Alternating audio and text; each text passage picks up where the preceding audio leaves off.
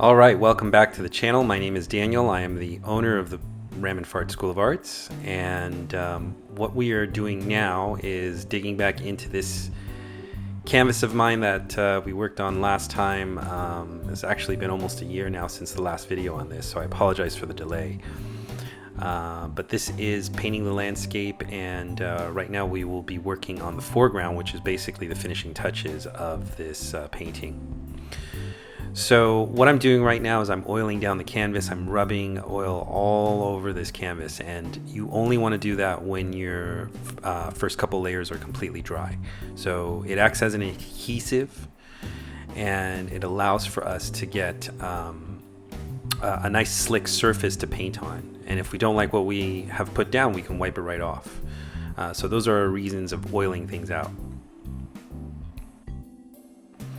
Notice that I'm using a napkin to wipe down the surface, so I want as thin a layer as possible of this oil, because if it's too thick it starts to bead up.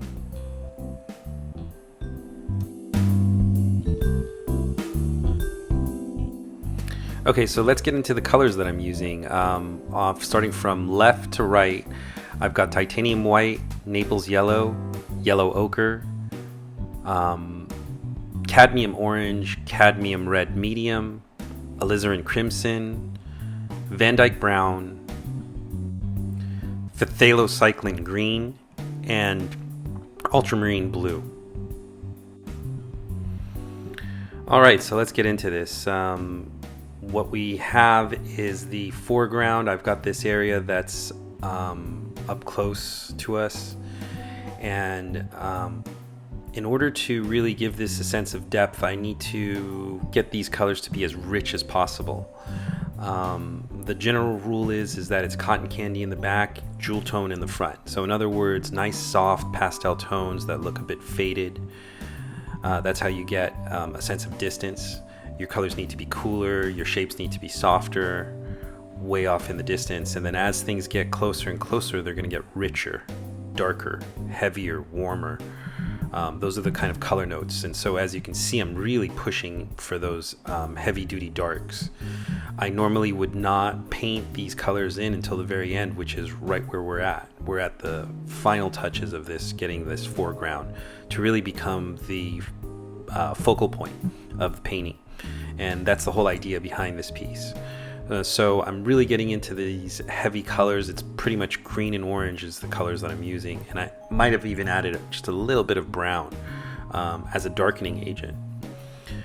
So that's the idea here, and I'm going to continue to put these colors in, starting from my darkest and then moving into my lightest colors.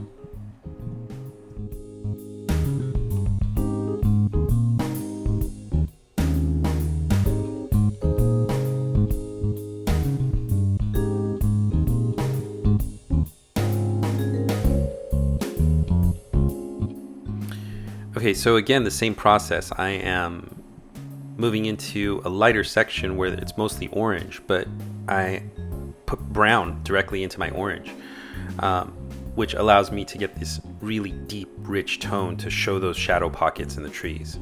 And I'm dabbing. I'm not really pushing real hard on my brush. I'm just kind of floating around. And one thing that I want to mention here is that I have absolutely no intent of copying what I'm seeing. That's a great way to ruin a painting. The idea here is to interpret. So what I'm really trying to indicate as I'm painting, especially at this level, is texture. That's what it's all about for me. In this section here, I really want to indicate a sense of texture. Because trees could really be almost any shape, and I'm not too worried about getting an exactness or a likeness to what I'm seeing. That I'll reserve for something like a face or hands. But for something like trees, there's a lot more freedom in landscape painting, because really it's about interpretation and design, which we'll talk about in another video. But I'm searching about the canvas, trying to get these colors in. I've switched over to a light green, which is green, white, and yellow, and I'm looking over the canvas to see what areas I can add these colors to accentuate. So right now I'm in the mode of accenting everything. Some of you have asked me how I have my paint actually set up. So here's a shot of the palette sitting on a stool. It's a gray paper palette. I enjoy using gray paper because it allows me to see my colors way more clearly. And then I usually have my brushes sitting in my dock right underneath my painting. It's never a good idea to have them on the palette itself because it rolls around and gets real dirty. So I only put it there just so that you can see it. But yeah, that's my setup in terms of how I have my colors, and they sit right next to me, right to the right of me, because I'm right-handed. Okay, so let's pop in some really strong punchy colors, and these are the kind of colors that I'm talking about that don't normally exist in the other parts of the painting. These are nice poppy colors that really grab your attention. So this is mostly orange white with just a little touch of brown, because I want to keep it a little bit rustic. That's the colors that I'm actually seeing. So there's my palette as I'm mixing everything, and I usually work from one pile and then adjust that color. So I'm constantly adjusting my colors off of each pile that I make. This way I have a good sense of color harmony. A lot of artists disagree with that. They think that you should have multiple piles of each color, and so that you can go back to it and remix it and so on and so forth. There is no right way or wrong way of doing it, but this is the way I've learned how to do it, and I've gotten some really good results. So that's what I suggest for all of you. Now I'm moving into some much warmer colors. These are some hot reds that I'm seeing right at the edge of where it meets the other tree or bush. And those are really strong colors that will grab your eye. Red is a great color to really grab your attention. So again, I'm redirecting the viewer's attention over towards the foreground. Lots of rich detail, lots of rich color. I'm really trying to push your eye over into all of this. And now I'm getting in some detail using the side of the brush to indicate a few twigs and leaves as I see them.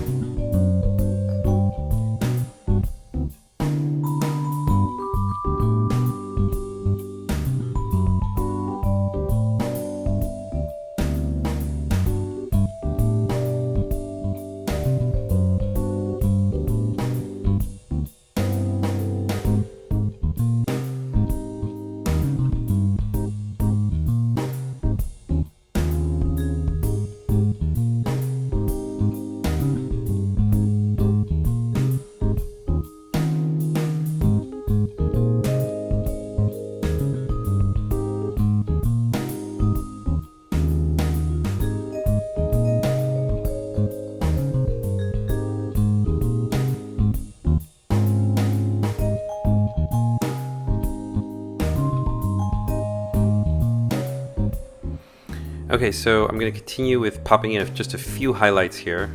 I don't want to grab too much attention because if I overdo it on this side, then the painting feels unbalanced. I want there to be a nice long read across this canvas. The format that I chose for this painting is 8 inches by 16 inches. It's a tiny little painting, but it's got a nice wide view, and that's actually how we see things. We have a much wider vision than we have. Our peripheral vision is very limited looking up and looking down, but side to side it's much wider. So I enjoy this format, but the way in which I need to keep my viewer engaged is to have these little pieces of paint, speckles of color that are coming in that read across the canvas. So what you'll see is that as this progresses, I'm going to be moving from one side over to the other. So I'm starting off in my left and then moving towards my right.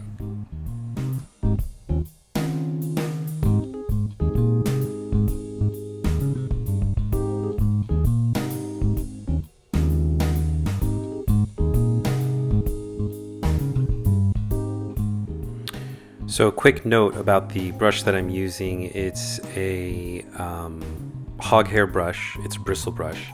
I've actually transitioned over to synthetic brushes. I like them better and they don't harm any animals, so that's always a plus.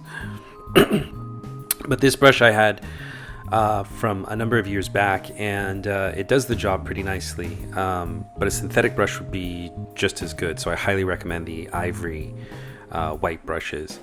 Any shape will do in a landscape. You can use a round, you can use a flat, you can use a filbert. And the reason is because landscapes allow for a lot of flexibility. You don't need to have perfect shapes. In fact, one thing that I really want to instill in you guys as students of art, and it's a good reminder for myself as well, is the point is to suggest. If you're over rendering, turning it into a photograph, it just doesn't feel like a man-made object. You might as well just take a photograph. So that's an opinion, I know, but it's really important for me to indicate and suggest stuff is there rather than to kill myself and get every little detail. It's very tempting for somebody like me who is a perfectionist. I need to make sure that I scale back and just give you enough information that indicates that something is there. Our brains are miraculously attuned to looking at something and categorizing it. So if it looks like a duck, walks like a duck, it's probably a duck. That's what our brain will tell us. So I don't need to work so hard. I just need to indicate just a few little shapes here and there that are similar to what I'm seeing, and the job is pretty much done.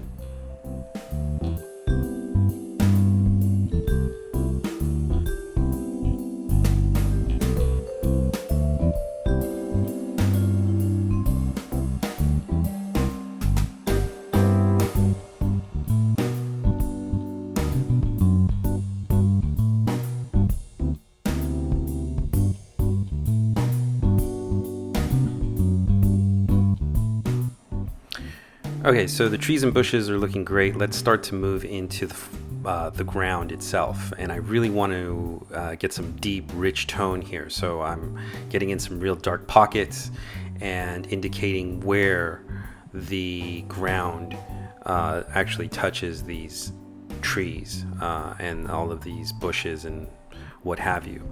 So the goal here is to really indicate that deep, dark pocket where it pulls back and it's underneath the bushes and trees and everything. So I really want to indicate that shadow and really enrich that tone. And notice that the darker that I go, the lighter the rest of the painting starts to look. So we have no capacity to see things accurately in terms of value, in terms of light and dark. So there's a lot of tools that artists can use to utilize that. That's a gift, really. So if something I've drawn looks a little too dark to me, well, all I need to do is pop in something even darker, and suddenly it looks lighter. So that's one of the tricks that artists use to their benefit. So simply darkening this ground here, everything else starts to look much, much brighter. Okay, so let's jump into the other side of this. So I'm now moving into the left-hand side, and again, the same treatment. Since I have that color already, I'm really gonna push those darks. What I notice is the corner is really dark, so that's a great way of me indicating some tone that will really give you this sense of depth. And the reason is because, again, things that are closer to us tend to be darker, they tend to be richer. And by shadowing that corner, it really pushes your eye up into the bushes and trees that are in front of you. So that's the idea there. Getting in some orangey browns here. Basically, that color is just orange and brown. Just going about trying to really enrich and get this heaviness, this dark dampness. When I took this photograph, it was almost rainy, and there was a dampness to the soil, and I really wanted to show that. So I'm going to speed things up here so that we can get closer towards the end, where really a lot of the final touches are done. And I have found, working with so many students over the last 20 years, that what they tend to do is put the cart before the horse. In other words, the details are coming first, and the structure is somehow supposed to fit into that. And you'll notice that it took me 3 whole videos until I got to a place where I can actually do all of these fine details. So I can't stress enough how important it is for us to slow down, focus on the fundamentals, and then get all of our details in at the end. You want to always reserve that towards the end.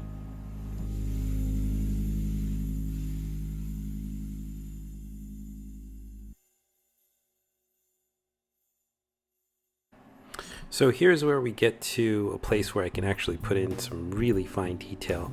And what I notice is somewhere in the midground there's a little fence. So I'm going to put in, using the smallest brush I can find, a few of these lines that indicate this fence off in the distance.